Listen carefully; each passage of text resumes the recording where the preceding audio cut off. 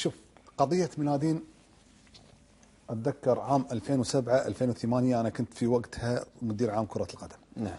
وأنا تعهدت حق الشيخ طلال الفهد وحق إخواني أعضاء مجلس إدارة بأني أنا من يتكفل في اللاعبين. نعم. فأنا عادة جرت العادة إحنا عندنا في نادي القادسية، لما أنا في وضعي أتكلم عن شخصي، لما أنا كنت في مدير عام في نادي القادسية دائما مع انتهاء الموسم أحضر أسامي اللاعبين اللي بيجيبها حق الموسم القادم. قبل أوقع وياهم كنت أجتمع مع الشيخ طلال وأحطه بالصورة، وأجتمع مع أخواني أعضاء مجلس إدارة وأحطهم بالصورة. فأنا طرحت عليهم ذاك اليوم أتذكر ميلادين ومحمد حسين وطلال يوسف وجريدو وكيكوش، الأسماء اللي راح تمسك الفريق في الموسم الماضي. طبعا الإدارة الكل حقيقة أيد فواز الحساوي، والكل وقف مع فواز الحساوي، والنادي مو نادي فواز الحساوي، النادي نادي وياه 10 أعضاء، غير فواز الحساوي أكو 10 أعضاء. نعم. ال10 أعضاء هذيل كان ردة فعلهم يعني هم لو خلنا أكمل، لو إن هم مثلا يقولون لا يبغى وقف، يبغى يخليك رجاء، لا نبي ميلادين ولا نبي شيء، ما نبي ندش بمتاهات لا مع نادي كاظمه، ولا نبي ندش بمتاهات لا مع نادي الكويت، ولا نبي نحن يا معود ماكو بهالبلد الا ميلادين، لا ما نبي ميلادين. دش الساعه انا اقول لهم خلاص يبقى انا اجتهدت، جبت ميلادين، لعل ميلادين ينجح مع القادسيه، لعل ميلادين يفشل مع نادي القادسيه، يمكن انه ما يمشي. بس اعترضوا ولا لا؟ ما حد اعترض، ما حد اعترض، هذه النقطه المهمه. ما حد اعترض، والكل ايد والكل بارك على الخطوه.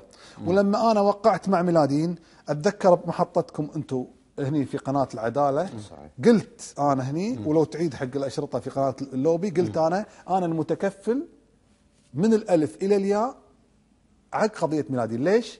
لاني انا من تكفل في نادي القادسيه. انا صحيح حصلت السبورت من اخواني اعضاء مجلس الاداره، وحصلت انهم يدعموني ووقفوا معي صحيح، ولكن انا في النهايه انا قلت اني انا راح اتكفل في سداد جميع التزامات القضيه.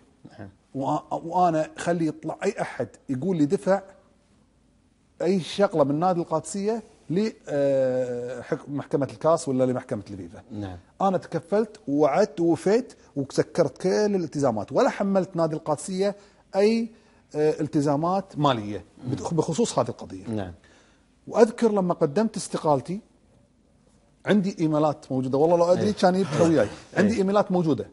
زين، واذا تحب اجيبها لك تعرضها حق المشاهدين في الحلقات الجايه ان شاء الله. عرفت شلون؟ ان شاء الله. عندي ايميلات كنت راسلها لاخواني اعضاء مجلس اداره في نادي القادسيه، احذر فيهم عن القضيه، لان المحامي اتصل فيني قال لي فواز انت استقلت من نادي القادسيه؟ قلت له نعم. قال لي اسمح لي، انت مالك صفه اصبحت الحين اقدر اكلمك. انا احتاج اكلم اعضاء مجلس اداره. فرفعت التليفون على اخوي ناصر الشرهان وكلمته في هذا. بس تغير المحامي؟